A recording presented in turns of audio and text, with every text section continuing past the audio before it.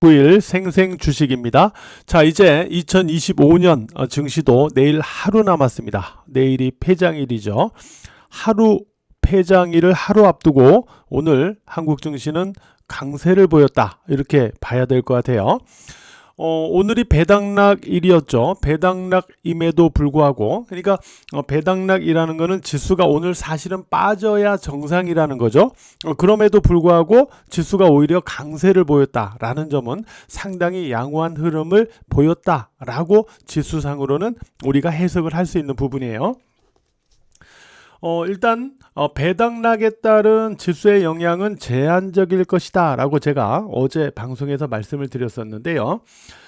일단 오늘 코스닥 지수의 흐름을 보면은 코스닥은 반등을 했어요. 그런데 지난주 금요일까지의 주주명부등재 해피성 물량, 이 물량을 소화하는 과정에서 지수가 좀 다소 찌글거리는 부분이 있지만은 궁극적으로 이게 해소되고 나서 이번 주부터는 코스닥이 다시 기술적인 반등을 시도하지 않겠는가, 이렇게 우리가 예상을 했었죠. 그리고 실제로 오늘 반등이 나타났다, 이렇게 볼 수가 있겠고요. 오늘 개인들 쪽에서, 그러니까 지난주 주주명부 해피성 매도를 했던 쪽에서 일부는 재매수하는 그런 모습도 좀 보이지 않았나, 이렇게 좀 보고 있습니다. 그 다음에 코스피 지수인데, 코스피 지수는 외국인이 5거래일 연속 순매수를 보였어요. 자, 이런 가운데 오늘 4200포인트를 돌파했거든요. 자, 이게 어떤 의미점을 갖는지 우리가 한번 살펴볼게요. 코스피 지수에 대해서는 제가 이런 말씀을 드렸어요. 상승 후 다시 상승 과열의 해소를 보이는 박스권 등락의 영역에 있다라고 그랬죠. 그리고 이거는 장이 아직 끝난 게 아니다라는 의미, 여러분들에게 계속 말씀을 드렸어요. 왜냐하면 올라간 다음에 이게 끝나는 장이면 이렇게 가야죠. 근데 끝나는 장이 아니다라는 거는 여기서 이렇게 되는 거죠. 소위 말해서 기간 조정의 형태, 이거는 끝난 게 아니다라는 시그널이라고 여러분들에게 여러 번 말씀드렸고, 자, 이 구간에서는 뭐가 중요하다고 그랬어요? 이 구간에서는 상승보다는 아래로 지킬 자리를 지키는 게 중요하다고 그랬죠. 그래서 우리가 조정이 나왔을 때 이 구간에서 여기를 갖다 기준으로 해서 체크를 했었고, 여기에선 21 이평선을 기준으로 체크를 하면서 일단 지지 방어가 되는 모습을 우리가 확인해 갔죠. 그죠? 그리고 나서 오늘 4200포인트를 넘겼는데, 일단 두 가지의 의미점을 갖고 있는 것 같아요, 오늘의 흐름은. 자, 첫 번째는 뭐냐면, 앞에서 보면 상승과열 해소의 기간 조정을 보일 때 여기서 두 달이 걸렸어요. 7월과 8월 두 달이 걸렸죠. 자, 이번에도 11월과 12월 두 달이 걸렸습니다. 그러니까 이때와 유사한 2개월의 박스권 등락의 과열 해소가 나타났거든요. 기간적으로는 어느 정도 충족이 됐다라는 거죠. 그 다음에 두 번째는 수렴을 갖다가 수렴권을 갖다가 위로 탈피를 시도하고 있다는 점이죠.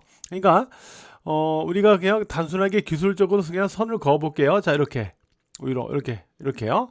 그리고 저점이 이렇게 높아지죠. 이렇게 수렴되는 거죠. 자, 수렴되면서 이게 어느 정도 이제 박스권을 돌파할, 탈피할 시점이 멀지 않았다, 이렇게 볼 수 있는 시점에서 오늘 보면은 위로 돌파가 됐죠. 그죠? 위로 이렇게 돌파가 됐죠. 그래서 수렴권을 위로 돌파했다라는 점에 의미점을 갖고 있어요.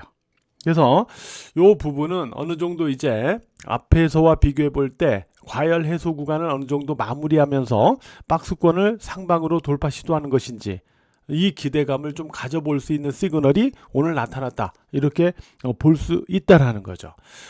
여기에서 우리가 마지막 확인점이 하나 남아 있어요. 그게 뭐냐면 4200포인트인데 4200포인트 오늘 돌파인데 4200포인트를 저점상 돌파한 건 아니에요. 그죠? 아래에서 위로 돌파한 거예요. 그러니까 4200포인트를 저점상 지지로 전환해 가는지까지는 확인을 해봅니다. 요거까지 만들어진다면 어느 정도 이제 과열 해소를 끝내고 박스권을 위로 돌파 시도하는 시그널로 우리가 해석해 볼 수 있다라는 거죠. 이 모습을 우리가 확인해 가고요. 코스닥은 오늘 일단 925포인트 위로 올라감으로써 일단 어느 정도 여기서 우리가 이미 코스닥 지수도 끝난 거 아니다. 끝난 거 아니다. 그죠? 여기서도 이때도 제가 끝난 거 아니다. 이 패턴은 끝난 거 아니다. 계속 말씀드렸어요. 그죠?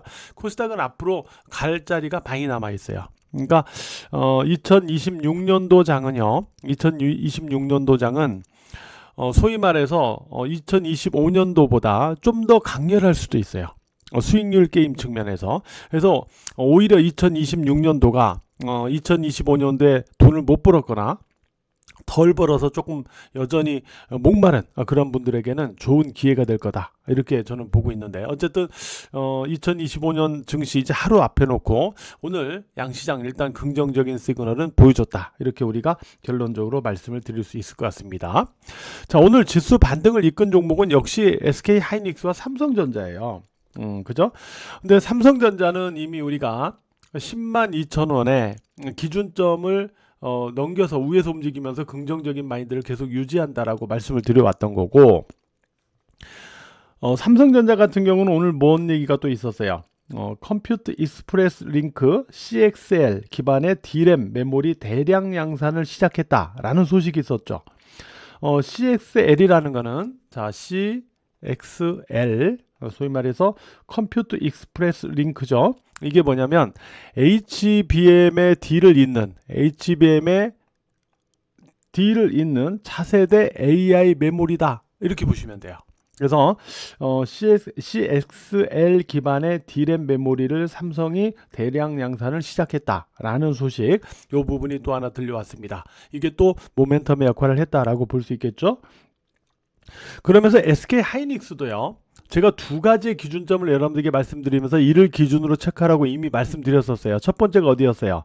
57만원. 두 번째는 60만 7천원. 맞죠? 자, 두 개를 다 넘겼죠? 그러면 어떻게 된 거예요? 패턴이 전환된 거예요. 그죠? 그래서 SK 하이닉스도 일단은 오늘까지의 흐름은 두 개를 모두 넘김으로써 패턴이 전환된 모습을 보여주고 있다, 이렇게 봐야 됩니다. 오늘 조금 아쉬운 점은 이러한 삼성전자와 SK 하이닉스의 상승에 대해서 중소형 반도체들의 흐름이 좀 제한적인 반응을 보였다는 점, 이게 조금 아쉬운 부분이 있는데 일단 후속적인 흐름이 어떻게 나타나는지 계속 우리가 추적을 해 가보도록 하겠고요. 그 다음에 오늘 또 하나는 우크라이나 재건주, 진성TC나 HD 현대건설기계, 이런 종목들이 반등이 특징으로 나타났어요. 트럼프가 잘하면 2주 내에 우크라이나 전쟁이 일단 휴전을 맞이할 수도 있다, 뭐 좋은 결과가 나올 수도 있다, 이런 식의 뭐 발언을 했기 때문에 이들 종목들이 다시 올라간 건데, 일단 이쪽은 푸틴이 관건이에요. 그죠? 결국 푸틴이 관건입니다. 상황은 계속 우리가 봐야 될 것 같아요.